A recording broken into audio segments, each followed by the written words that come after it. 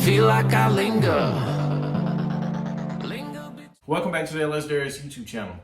Shout out to all my new subscribers. I've gained like over 100 subscribers within the last, I'm gonna say 2 or 3 weeks. I mean, it really means a lot that I've gained that many subscribers. It don't seem like a lot to some people, but to me, that's a lot. At the beginning of 2023, I had like 70 some subscribers. Now I'm up to like, last time I checked it, I was up to like 324, I believe, if I'm not mistaken. Big shout out to y'all. I have stock transmission lines still on this car, stock steel lines running into an aftermarket transmission cooler. I have the rubber lines overlapping my steel lines, and it's became an issue. So I've been running this car like this for the last 4 years with no issues at all. As soon as I started utilizing my trans brake, that's when I started running into issues. Transmission has been pushing transmission fluid past the rubber hose and the rubber lines. I have clamps on it. I'm gonna crawl up under the car and I'm gonna show y'all exactly what I'm talking about. I have my steel lines going into my rubber lines, and I have hose clamps on them. If I squeeze this hose, you can see the transmission fluid a little bit. So today we're going to address these issues. I already have my new transmission lines here at the house. I'm going to see, I can't remember if the lines were 6N or 8N adapters. So I got new adapters, but they're 6N. So I'm going to pop these transmission lines out and we're going to see. I have a True Cool 40K transmission cooler. This is a bad unit. This is a bad unit. This is the rubber hose I was using previously, but I finally ordered me some good lines. So this is some PTFE transmission line.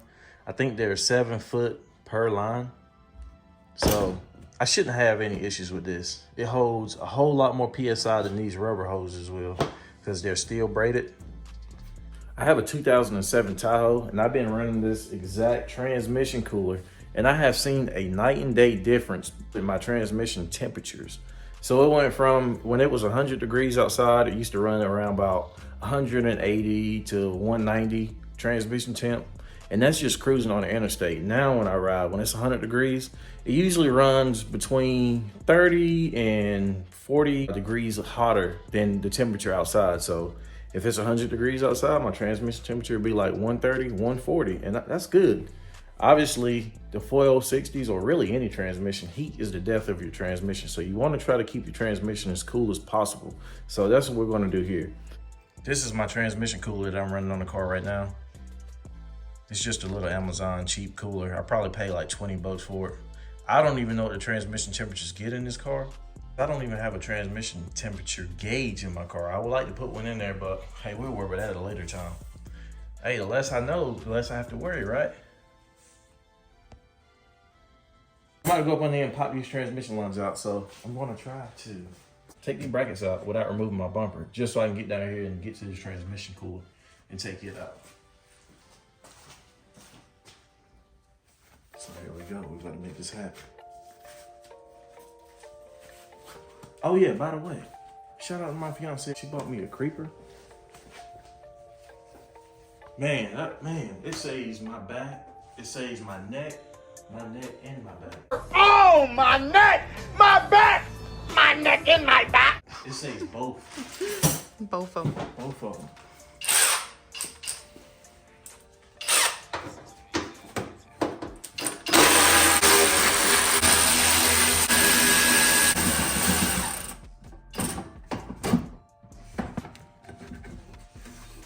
Probably just drop it down right here. Now I can access my transmission cooler.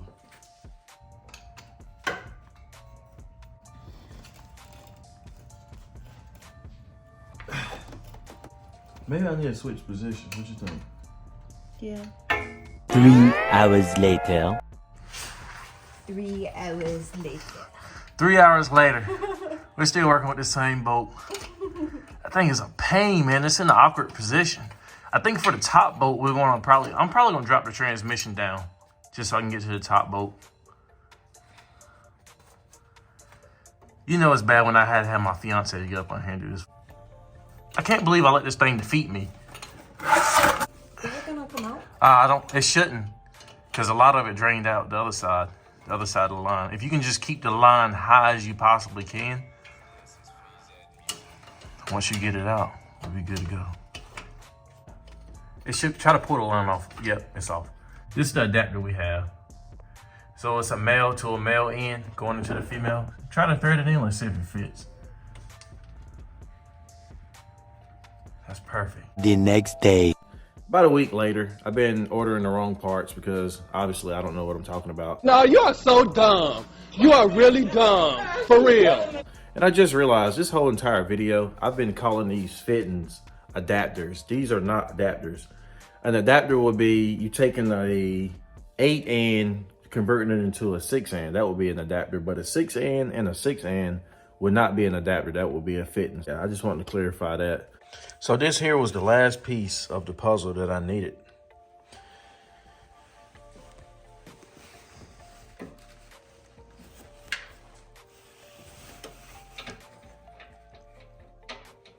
I probably should put some Loctite on this.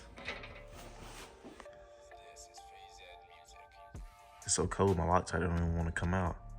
It's like 28 degrees here. So I'm just gonna put like a little small drop on it.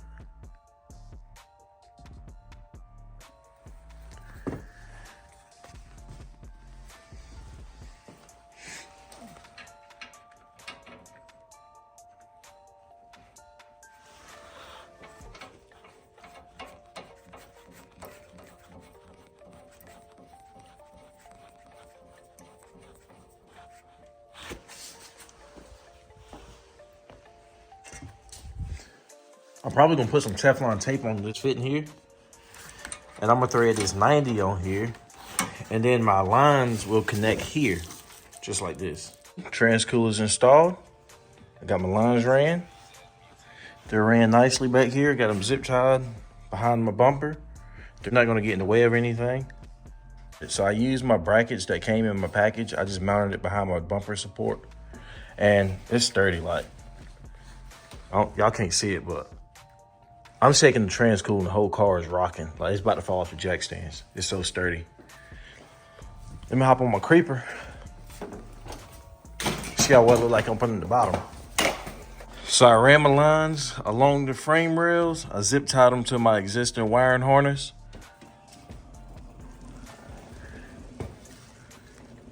All the way to my transmission. Ran nicely, everything zip tied out the way. It's not gonna get caught on anything, snag, or anything. Now this right here is gonna be a point of view of how to piss your neighbors off at 8 o'clock on a Saturday morning. I'm about to cold start this car.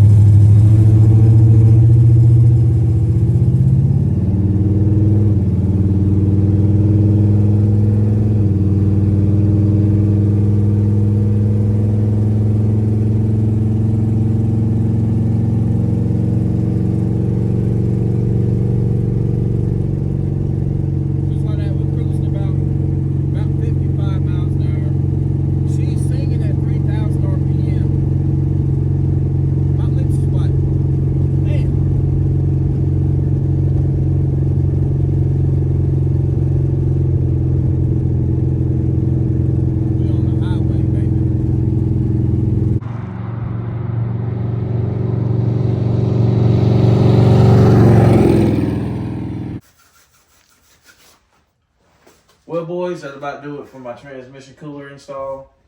Doesn't seem like I have any leaks. I already topped it off with transmission fluid. It was only maybe about a quart load. She's good to go. I do have one small leak on my radiator now, on my drain plug. I think I took it out and the O-ring might have got like, I don't know, it might have fell out. I don't know. So I'm gonna have to address that issue. Other than that, she's ready to go. Like always, comment, like, share, and subscribe. And we'll catch you in the next one. We out of here.